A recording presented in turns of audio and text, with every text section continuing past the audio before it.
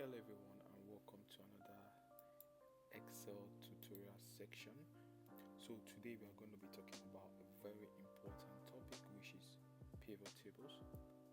So pivot table for me is just a way to group data from a large data set.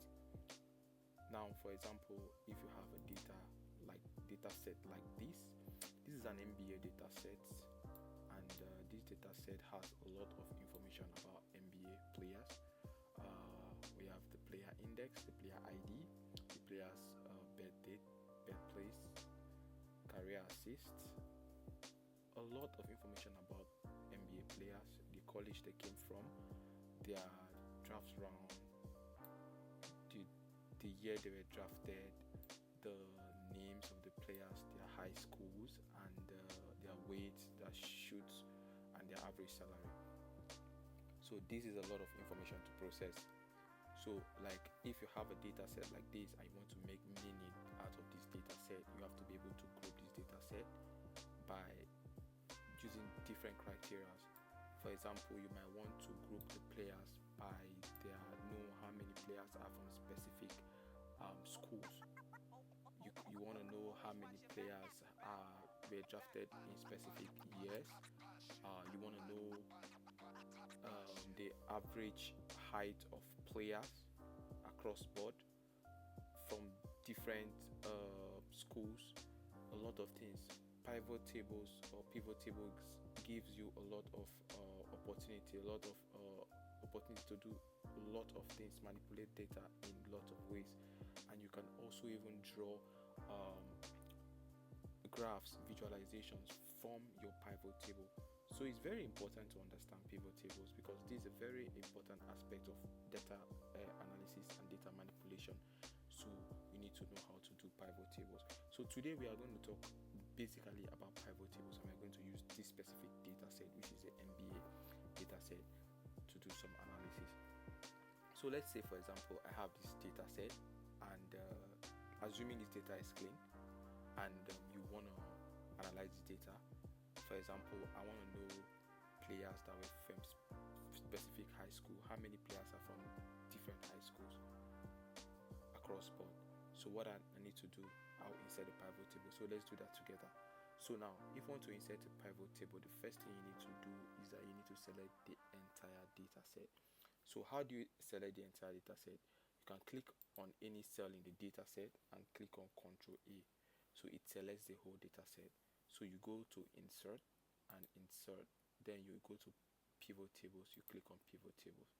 That's it. So this is the table range. So you could select a particular specific range for your tables. Then what new sheet and existing worksheet. Now if I want to place this pivot table in this particular worksheet I'm working in, I'll just go to a particular place in the worksheet and click any cell there, and it will show here, and I can create a pivot table beside the original data set.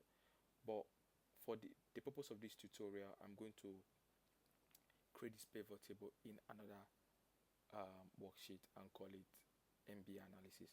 So I'll click on new worksheet, and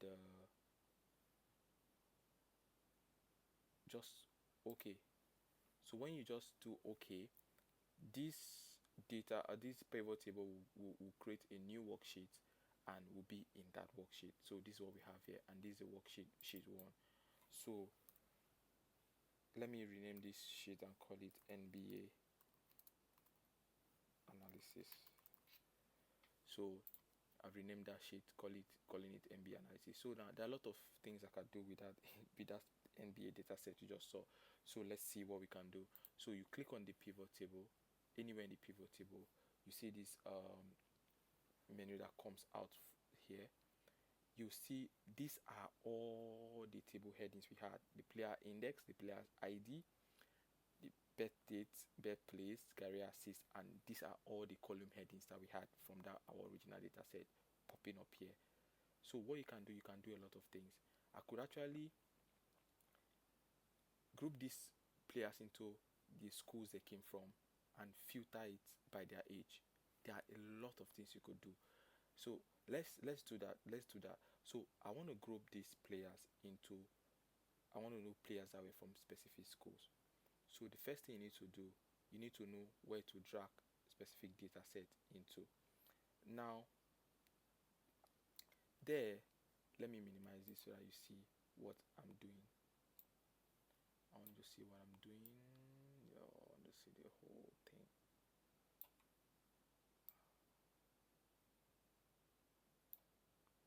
So yep.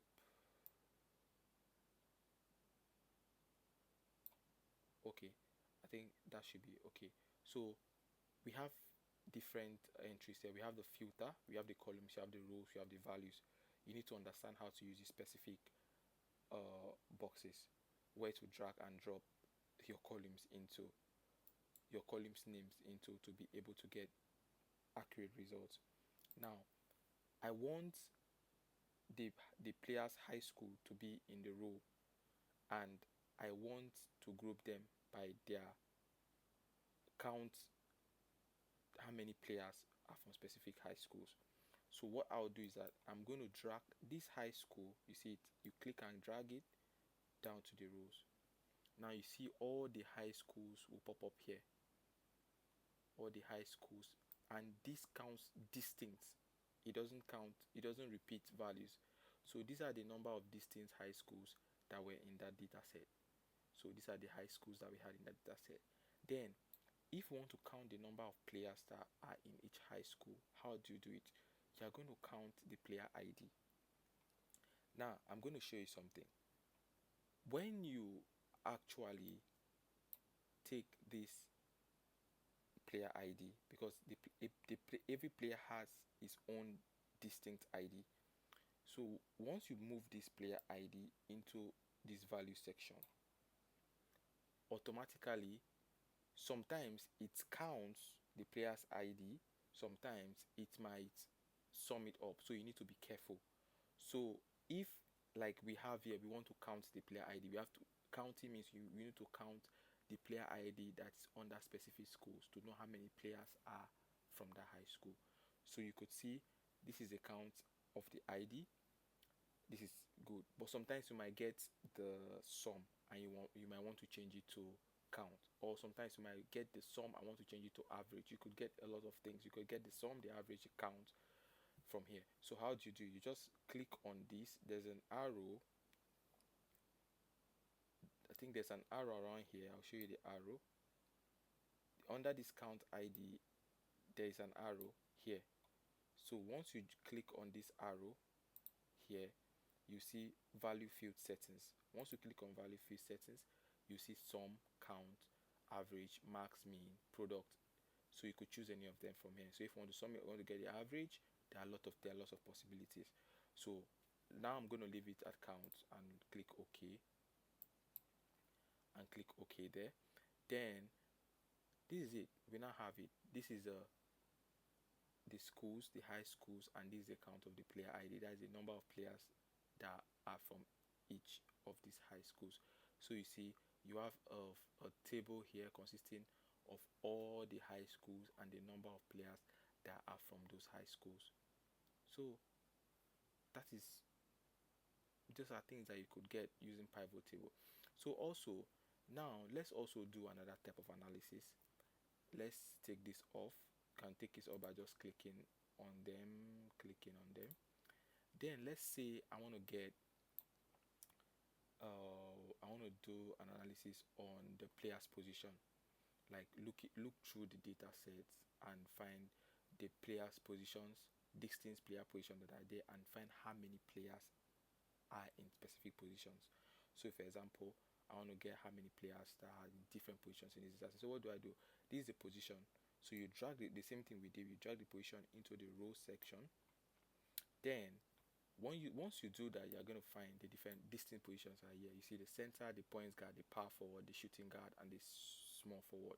So these are the different positions, distinct positions. So you see this entire data set has been broken into this to show you the positions that are there. So now I can count how many positions, how many players are in different positions, I can try to find the average number of players in different positions. So there are a lot of things I could do. So now I want to count the number of players that are playing in different positions in this data set. So what will I do? I'll go here.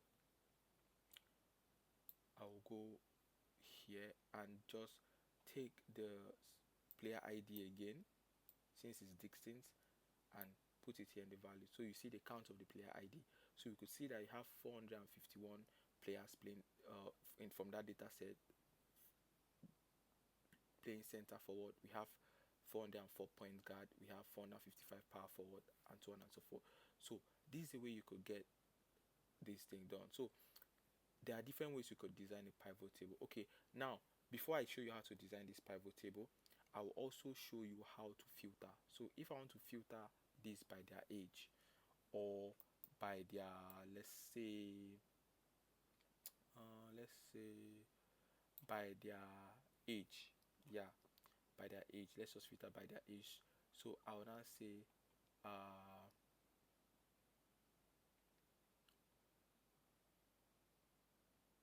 I'll put in their date of birth in the filter section. So you see this is the date of birth in the filter section. So if I want to see how many players that are, let's say, you put this on to be able to select.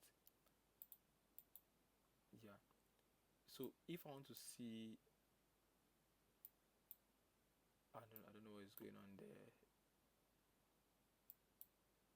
Like if I want to see how many players that were born on the 6th of July 1980 that plays center forward and all those things, just click on 6th of July 1980 and click on OK.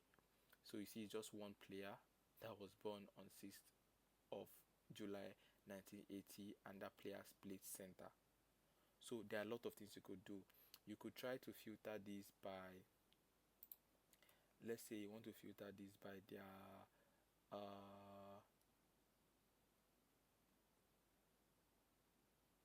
their birthplace. So you put this here and you see this.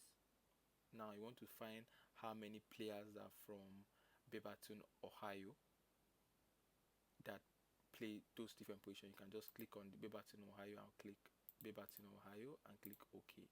So you see that player from Beaverton, Ohio is a shooting guard, and it's just one player.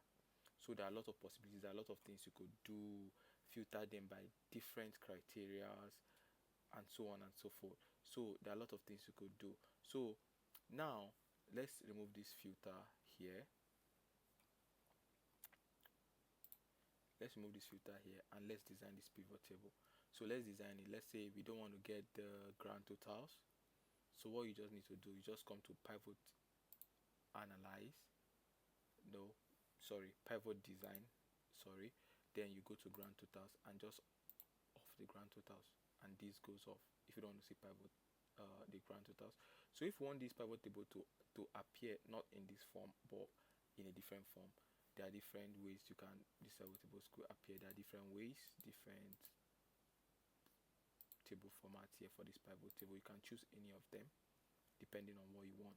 So if you also want this pivot table to appear in a table form, you can go to report layout and show it in a tabular form, so it comes out as a table. So there are a lot of things you could do so with this pivot table. So now let's try to visualize. Let's do visualizations with this pivot table. So now pivot tables gives you an automatic way of visualizing data.